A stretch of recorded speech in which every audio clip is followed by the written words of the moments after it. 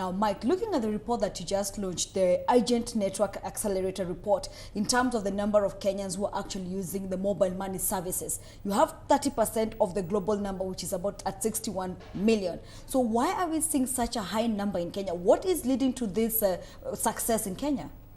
Yeah, it's the million-dollar question that providers around the world are asking. We now have providers, both banks and telecoms, in over 40 countries trying to emulate the success here. And really the answer we give is it's blood, sweat, and tears. And it's really a lot of hard work on that operational level to make sure the agents are trained so they know the value proposition, can explain it to the customers, make sure they're supported. So when issues like fraud start happening in the network, you can get that information to them and help them combat it. And yeah, so I mean, it's not easy. But despite the success that we're seeing in Kenya, when you contrast it to the regional front in terms of earnings and profits for the agents, Kenya actually has the lowest in terms of revenue for the agents. If you look at Tanzania, and I could just get some of those numbers, Tanzania has it at about 95, Uganda at 78. Kenya is at $70 in terms of the profits that the agents are making. Why the disparity? They do the highest transactions, but the income does not commensurate. Yeah, so it's an important distinction. Basically, what we need to understand is there's an outlet or an agency, right? And that's just kind of a store. And in that store, the agent can be serving one provider, so M-Pesa, or multiple providers, Airtel Money, MTN Money. And so when we look at transactions per day, we report those by provider. And so we say, that here in Kenya, it's 46. That's 48% above what it is in Tanzania. That's arguably, the second leading country in the world. So that shows a lot of activity. That's really good. But at the outlet level, in Tanzania, that outlet is serving 2 or 3 providers. They have multiple revenue streams. And so as an outlet, they actually make more money.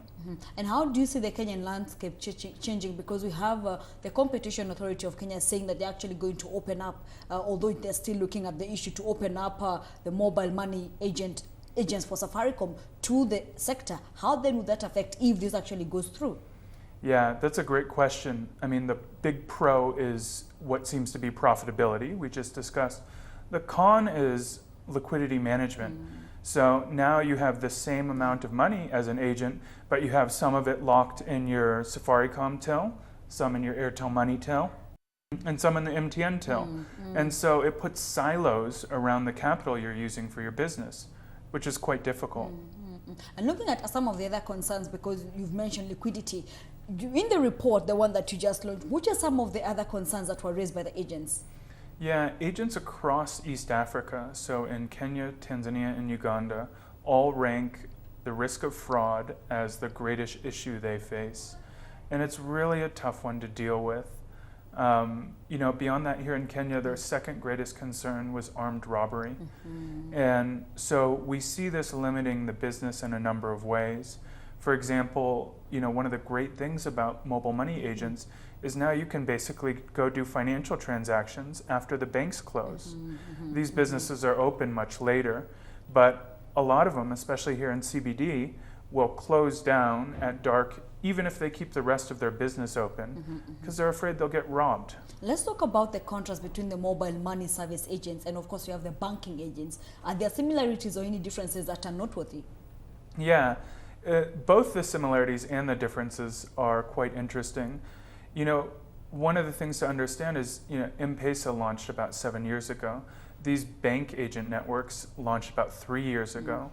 And they launched with a lot of the former people who built the M-Pesa network.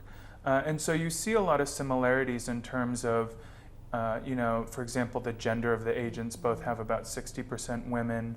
The dedication, if they're a agent that just does mobile money or if they're a retail store that does other businesses as well.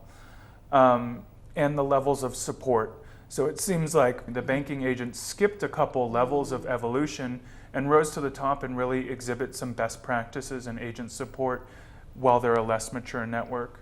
Some of the differences is the banking agents aren't doing as many transactions per day as the telecom agents, but they seem to be distinguishing themselves in terms of holding more float, willingness to do bigger transactions. And so we might see a bifurcation in the use case.